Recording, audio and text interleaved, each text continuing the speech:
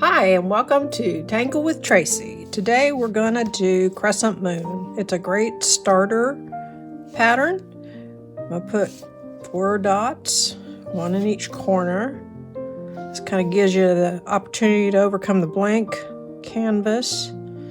And I tend to like wavy lines for my borders. So sometimes I do straight lines, but a lot of times I do wavy lines. So I'm creating my border. And then we're going to start with the Crescent Moon pattern.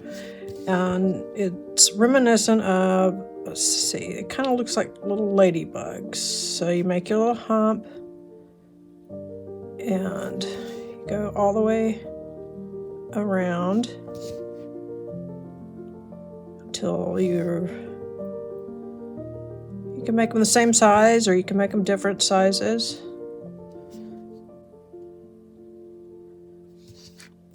I'm going to vary them just a little bit, just to give it some visual interest. But this is a great starter pattern. It's really, really easy. After you've done your little circles around the edges, then we're going to fill this in. So each of these will get filled in completely.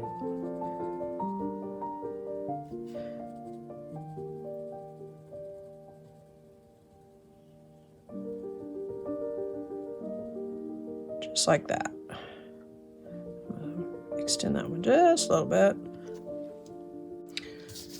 Once you've got all your little ladybugs filled in, you come back and you start. I gotta get my 01 pen. This is the thin one. When you're using an 01, you want to have kind of a light touch, just so, there we go. That, because the nib is kind of delicate. So, anyway, just real, and I take this real slow because I kind of like, try to make it as uniform as possible around each one. So I just real slowly go around, and you'll do that to each one of these. And eventually what happens is they'll start coming together, and then you'll create kind of a, it almost starts being a center piece there. I think for this one, instead of going all the way into the center, I'm gonna do it until I have a little bit of space left, and then put my shading in, which will give it kind of a tunneled, almost 3D look to it. So I've gone around each edge, and now they're starting to meet up. I'm just going to keep going like this.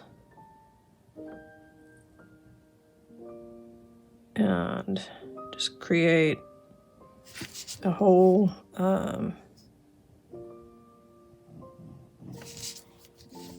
section of what's called auras, because you're basically making rings around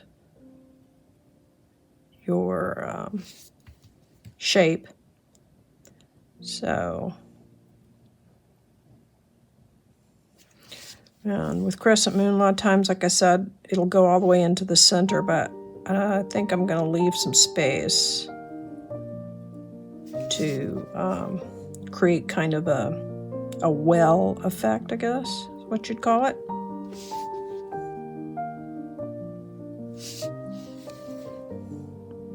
And if you notice, I turn the tile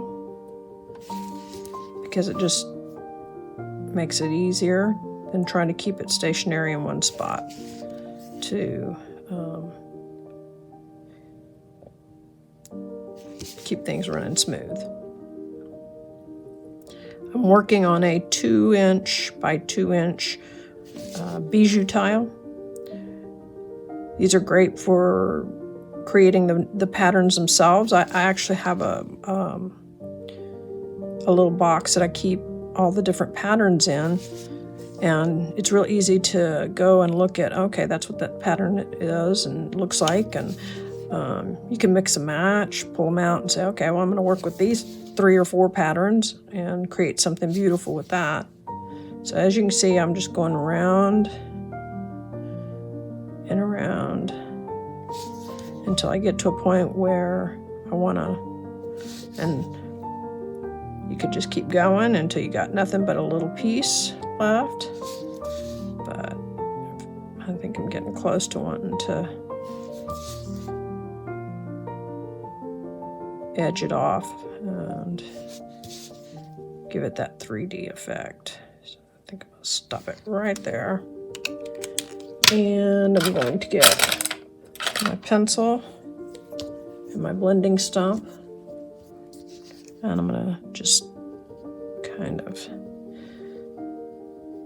put some shading right in here.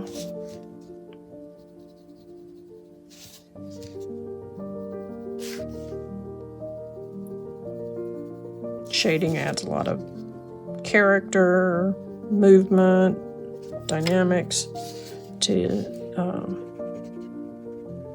your patterns and drawings.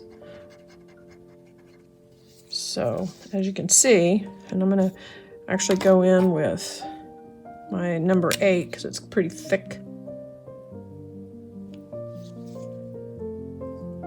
Now the nice thing about these Sakura, I have a lot of different pens I use, but I try to use the Sakuras all the time as much as possible because the ink, no matter which size you have, it's the same exact ink. So it's not going to be lighter or